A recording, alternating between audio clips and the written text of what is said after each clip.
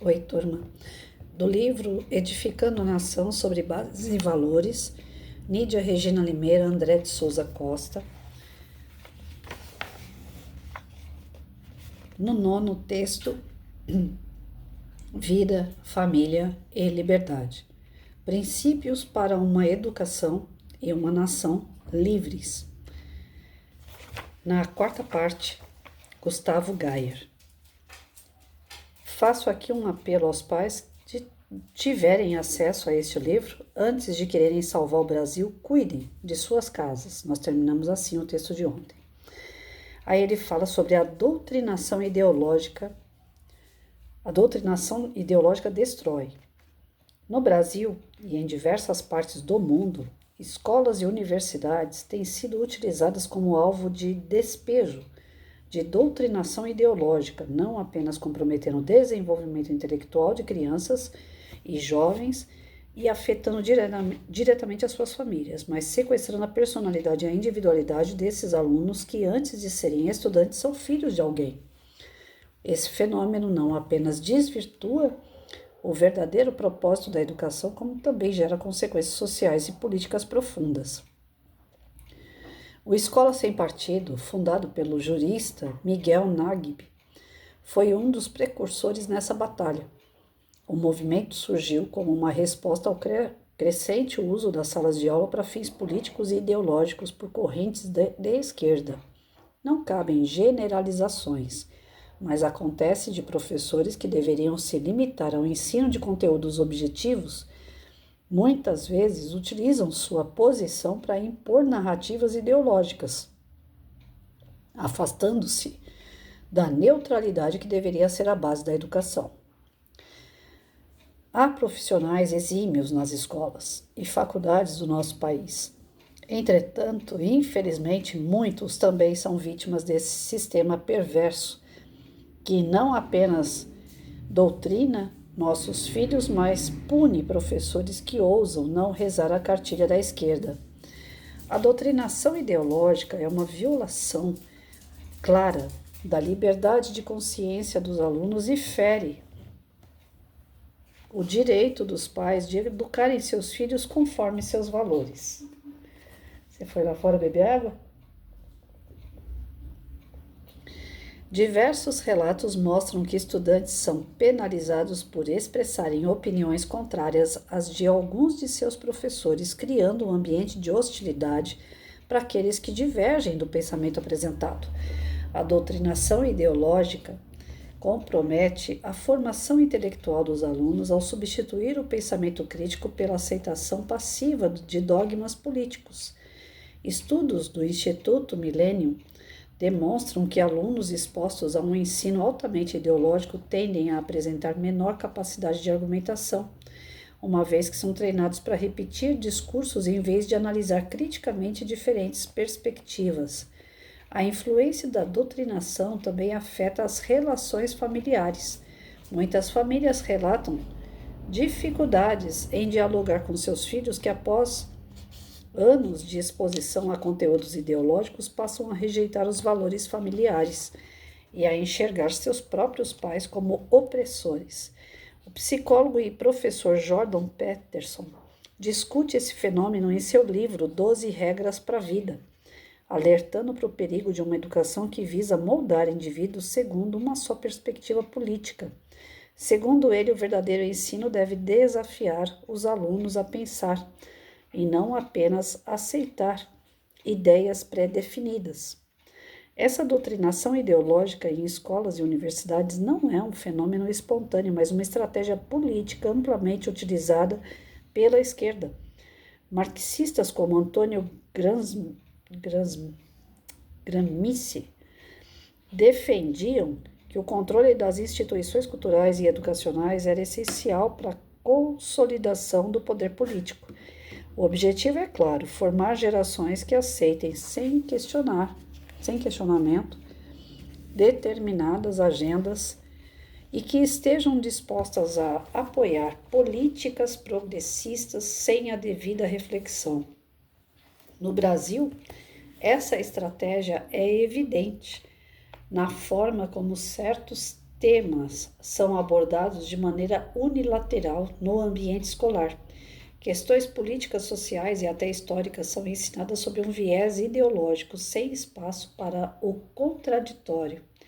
Pesquisas do Instituto de Formação de Líderes, IFL, mostram que 70% dos professores universitários brasileiros se identificam com a esquerda, o que reforça a predominância de uma visão política única dentro das instituições de ensino. Para além de comprometer a formação cognitiva de um indivíduo, a doutrinação ideológica é corrosiva. Ela semeia a inversão de valores na mente e no coração das crianças e dos jovens.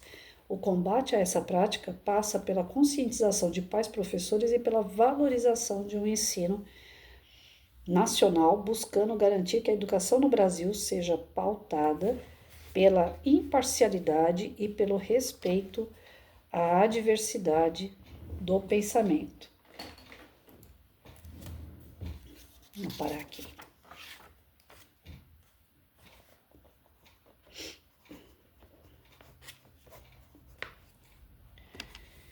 Olha, o que ele vem colocando aqui, que está tudo contaminado. Em outras palavras, a educação está contaminada. O que significa contaminada? Já pegou em tudo que é lugar. Grande parte das escolas, dos formadores e formandos são da esquerda. E como é que a esquerda conseguiu isso? De pouquinho em pouquinho, né? Primeiro vai chegando pelas bordas, vai colocando algumas novas regras, novas leis, projetos de leis, vai trazendo algumas liberdades que outros governos não davam, vai tirando algumas coisas da escola, porque aquilo se tornou futilidade, banalidade, caiu de moda. Então, assim, vai invertendo os valores aos poucos. Gente, eu comecei a ver essa história de trans, acho que de uns 6 anos para cá. De uns 6 anos para cá. Vamos chutar 10, no máximo, 10 anos. Até então, a palavra que se usava era travesti. Homem que se veste de mulher e que quer se sentir como mulher, quer ser tratado como se fosse uma mulher. Porém, no respeito de saber que ele é um homem. Então, tem lugares e tem situações que ele não deve entrar ou fazer, porque aquilo ali é só coisa de mulher. E vamos jogar 10 anos, mas não dá tudo isso não, é bem menos. De 10 anos para cá, começou a falar a palavra transexual. O alfabeto começou a aumentar de LGBT para sei lá mais o que mais, né? E com isso veio essa história dos trans. Na escola, é o primeiro lugar onde esse negócio surgiu aí. Lá começa, desde pequeno, uma criança a falar: eu não me sinto uma menina, eu me sinto um homem. E tem mães, pais que estão embarcando nessa, já estão mudando a identidade dos seus filhos, com 5, 6 anos de idade.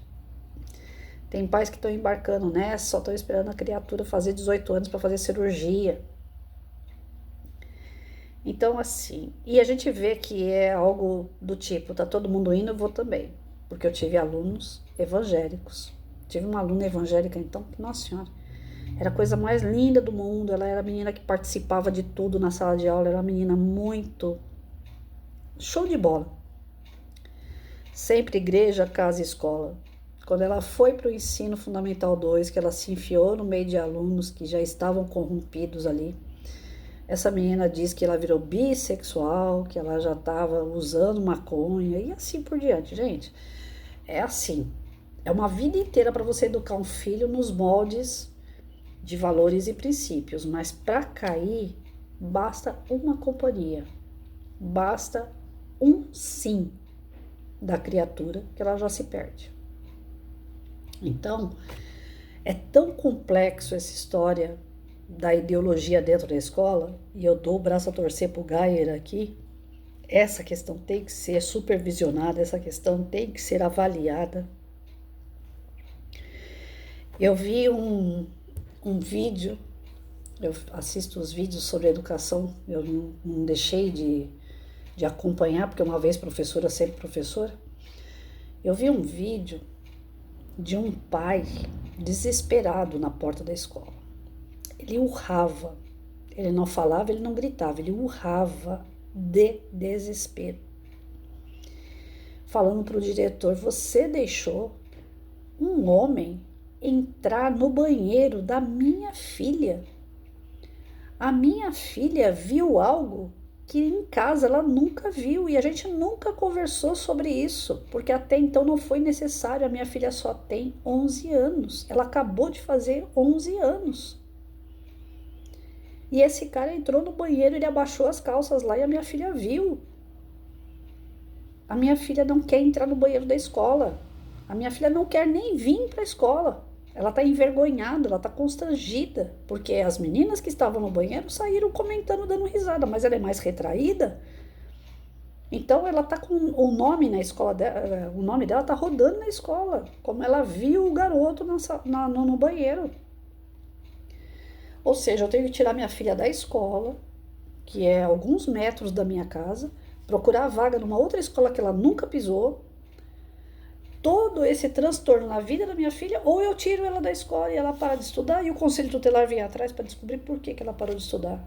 E isso se tornar um processo. O senhor não vai fazer nada.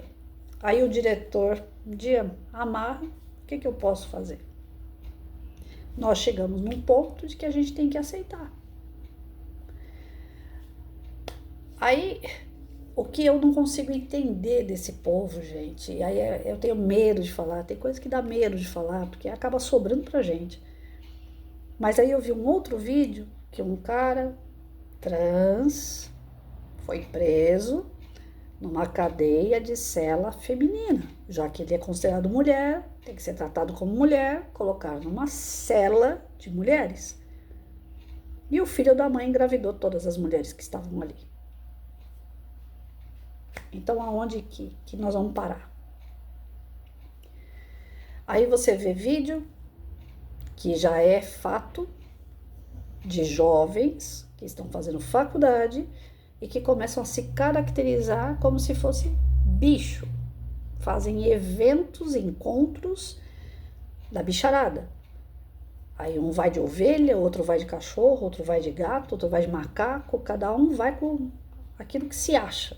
E se você chamar ele pelo nome, se você for falar, ele vai te responder latindo, miando, porque ele se acha aquele bicho. O que esses caras estavam fazendo na faculdade? Porque isso começou lá dentro da faculdade. Os encontros são de jovens de faculdade. Então a gente vê que essas coisas estão assim poluindo dentro das escolas e das universidades. Por isso que ontem no vídeo eu falei assim, gente, só tem um jeito de acabar com essa militância dentro de escola e de universidade. Derruba e faz tudo de novo. Né? Derruba, começa do zero. Vai fazer matrícula, já vai colocando. É que nem uma escola que eu trabalhei. Começou daquele tipo assim, não fica exigindo muito uniforme não, porque a gente não pode. A secretaria não quer que exija uniforme, porque aqui o pessoal é pobre, e aí dá como discriminação, dá constrangimento, então não fiquem pegando no pé por causa de uniforme. E eu sempre fui aquela professora que pega no pé por causa do uniforme, até porque eu acredito fielmente que o uniforme é uma segurança para o aluno. É segurança para ele na rua, se ele sofrer um acidente, se ele passar mal, acontecer alguma coisa, ele não tem uma identidade no bolso, geralmente eles não andam com documento. Mas se ele tá com a camiseta da escola, poxa, é aluno de tal escola, vamos levar ele até lá. Ou vamos chamar alguém da escola para vir aqui socorrer essa criança. É uma identificação da criança. É segurança porque o cara que é ladrão, o cara que é marginal, para ele entrar na escola, ele vai ter que ter uma camiseta. Mas ele pode comprar uma camiseta dessa através de um aluno da escola? Pode, mas concorda que sem a camiseta qualquer um pode entrar? Com a camiseta você já está dando uma peneirada. Então eu sempre fui a favor. Eu vou sair com criança na rua, com 40 crianças, eu vou fazer visita num batalhão. Aí eu vou com as camisetas tudo colorida. Eu perco o aluno no meio de um monte de gente. Agora, se eles estão uniformizados, a camiseta é branca, de longe eu vou ver uma camiseta branca. Fica mais fácil. Por que os times têm uniforme? Para que um não jogue a bola pro time contrário, não é isso? Então, gente, o diretor foi pedindo pra gente parar de exigir, parar de exigir. Nós paramos de exigir. Eu ainda por debaixo dos panos ficava. Na minha sala eu quero todo mundo uniformizado. Se não tiver uniforme, eu chamo mães do ano seguinte, peço para elas doarem a camiseta dos filhos dela para vocês, mas vocês vão fazer o uso do uniforme. Por debaixo dos panos eu exigia, mas eu não podia exigir na frente, porque eu ia tomar bronca, porque não era para exigir uniforme. Começou com essa história de não exigir uniforme, beleza. Eu só fui ver nas outras salas. Os professores não foram exigindo, as outras salas foram trazendo cada qual a sua cor, cada aluno vem de um jeito, daqui a pouco começaram a vir de bermuda passaram a vir de short começaram a vir de crop, acho que é isso que fala, né? Cropped, sei lá, aquelas mini blusa, chinelo, pararam de vir de tênis, de sandália, começaram a vir de chinelo de borracha, e o negócio desandou. E a escola foi pegando fogo. E tudo começou do tipo, para de exigir a camiseta. Um ato simples que foi mandado de cima para baixo e que gerou caos. Porque aí, quando cada um vem do seu jeito, os meninos passam a mão na bunda das meninas, as meninas não têm respeito com os meninos e assim por diante. Uniformizado, não. Vai haver a falta de respeito? Até pode haver, mas é bem menos do que um cara que está seminu dentro da escola. Essa semana eu falei para vocês, teve um cara que ficou pelado na sala de aula, e aí? Até onde nós vamos ter que chegar? O meu filho, uma vez assistindo a aula, falou para mim, mãe, eu saí da sala hoje chapado. Eu falei, como assim? Ele falou, eu tô todo maconhado. Eu falei, mas como assim? Ele falou, eu tava assistindo a aula e o cara tava fumando maconha dentro da sala de aula. E a gente não pode sair da sala de aula. Eu falei, e o professor, não viu isso? Ele falou, o professor tava adiantando aula. Ele ia lá, dava lição e ia para outra sala. E enquanto isso, o moleque tava usando maconha na sala. Até onde nós vamos? Então, assim, quando o Geyer fala que precisa de ter uma revisão, uma mudança no sistema de ensino, né, que tem que ser neutro, que não pode ficar nem para o grupo A, nem para o grupo B, eu concordo fielmente em tudo que ele fala. Só tenho medo, como eu falei ontem, da intervenção de família dentro da escola. Porque tem família que não tem estrutura para ficar dentro da escola. Não tem. Definitivamente não tem. Pioraria o sistema de ensino. Agora, a família dando conta do recado na casa dela, a escola dando conta do recado, como realmente tem que ser, com disciplina, com ordem, né, com os princípios e valores, norteando a boa convivência, aí eu creio que a educação realmente vai para frente. Mas não é do interesse dos esquerdistas que a educação vá para frente. Não é do interesse deles.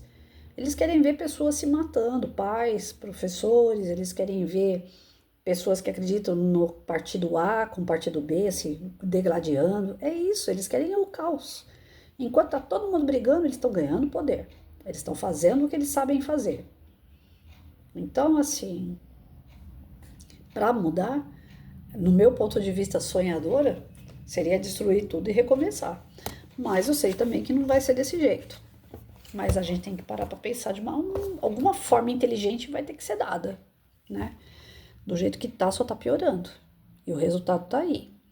É pedreiro que faz massa meia boca, é médico que larga a tesoura dentro da barriga, do cara que tá lá para se cuidar, acaba matando o paciente, é casa caindo, porque o engenheiro e o arquiteto não sabem ser engenheiro e arquiteto. Quer dizer, a gente está vendo cada vez mais profissional com menos qualidade. O problema não é só o comportamento humano, conviver com pessoas, né, desequilibradas, porque estão ficando tudo desequilibrado. O problema maior não está sendo só o desequilíbrio, o problema é que esses caras vão se tornar profissional.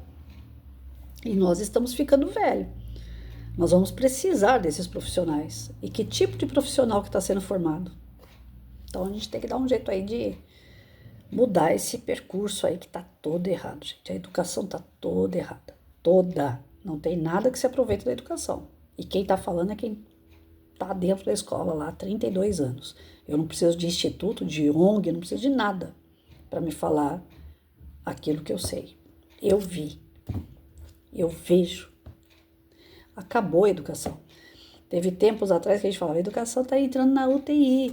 A educação vai ser enterrada. Pô, ela já foi enterrada e ninguém nem percebeu. Ninguém nem fez o velório dela, mas já foi enterrada. Não existe educação no nosso país. Salvo alguns lugares que são mais conservadores, que têm as escolas cívico-militar. Aí elas ganham campeonato lá fora, elas participam de torneio, os alunos são educados, são orientados, são disciplinados. Salvo essas escolas. Então, quando alguém fala, você é professora e é da direita, eu falo, sou. Porque a coisa mais rara que tem é um professor da direita, a maioria é da esquerda. E começou isso onde? Na sua formação. O problema está lá na formação.